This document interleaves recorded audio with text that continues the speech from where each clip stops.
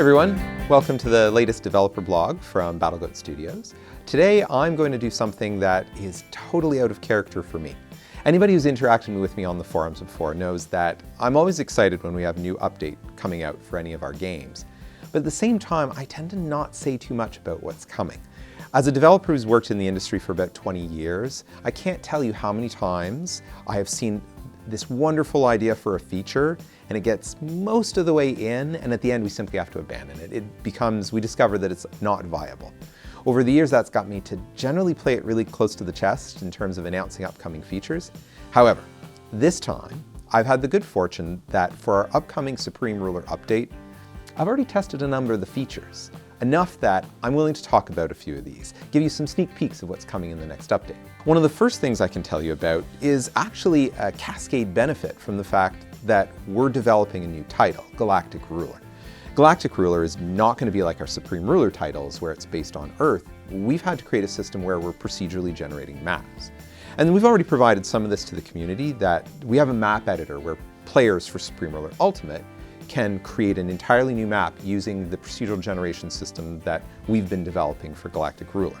The good news is that's gotten more sophisticated on the Galactic Ruler side, and we've brought some of those improvements back. So if you've had a chance to use the map editor previously and do some procedural generation, there were some things it simply couldn't do, and some of the balance would get you a good landmass distribution and whatnot. But you still had to know how to curate this a little bit more. We've been trying to improve it so that it gets you closer to having a completed map in a single push of the button.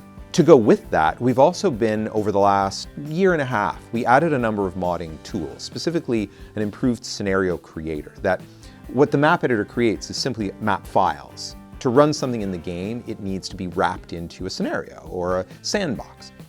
We have been working to improve the tool so that now it doesn't just specify the scenarios.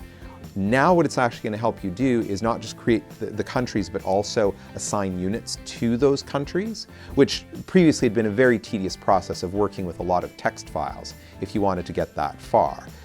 And our goal has really been to help even average users open the scenario creator to get to the map editor and create even a simple map in a short amount of time, something you could share around with your friends. So we're really looking forward to part of the next update, players being able to test that out and get further than they could before. So to go with the map editor and the scenario creator, one of the reasons we're really hoping to encourage players to make more mods is this update is going to add Steam Workshop support.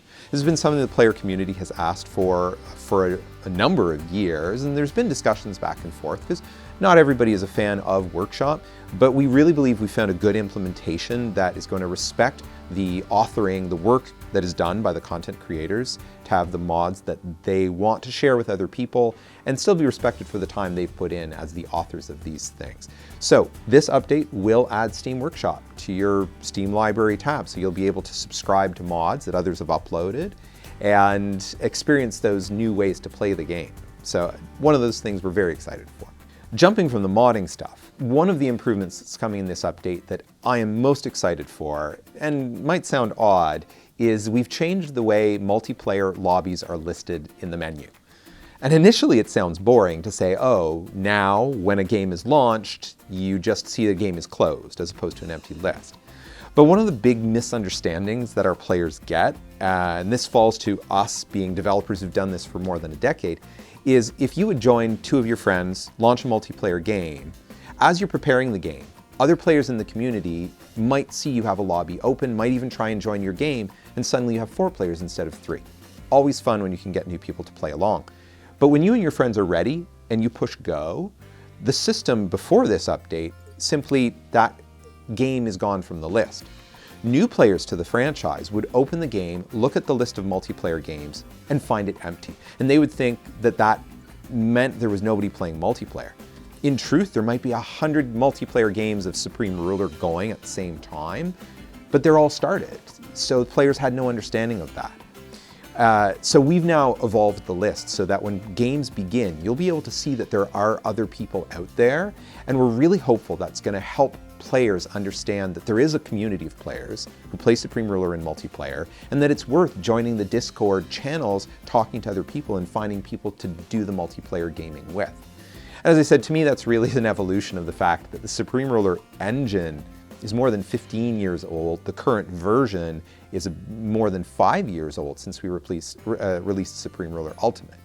But happy to be having that improvement coming in this update. So, and on top of the things that I've talked about already that are sort of bigger chunk pieces of updates, we usually try and fit in some small, just nice improvements that help the flow of the gameplay for players.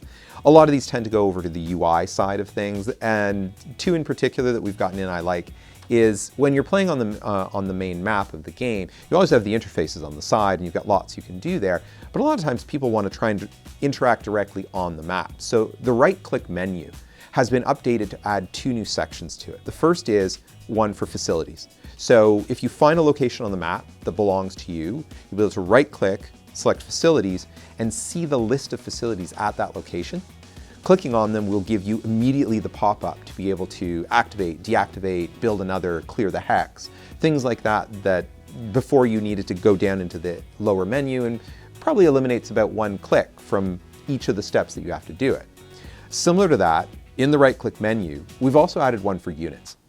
Being able to see what someone else has in a location that you've just got line of sight to, maybe it's an enemy who's building up on your border, and you haven't fought against this faction before. You don't know what their tanks are, their artillery, how good is it?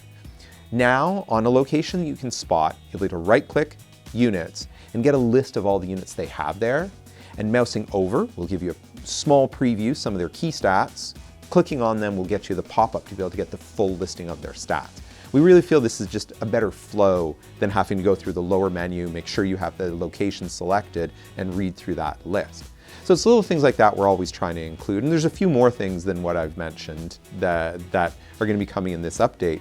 But yeah, so we feel that this is another bit of content, improvements to the game, those incremental things that hopefully improve your enjoyment of the game. And we really appreciate all the feedback we get from the community. A lot of these things came to be based on the discussions we've had with the community.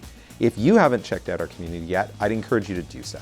Check our BattleGoat forums, our Steam forums. We have a Discord channel where you can interact with other players, and we chime in that periodically and stuff. We also have Facebook, Twitter, all the usual things. We really appreciate all the feedback we get from the community, and we hope you'll keep watching all these videos. So we'll see you next time. Bye. Chris, you forgot the biggest part. What? Deleting save games from the menu. I know you're really excited about that, but I'm not sure everybody else is. It'll get in the changelog. Everybody always reads the changelog. I'm sure they read the changelog.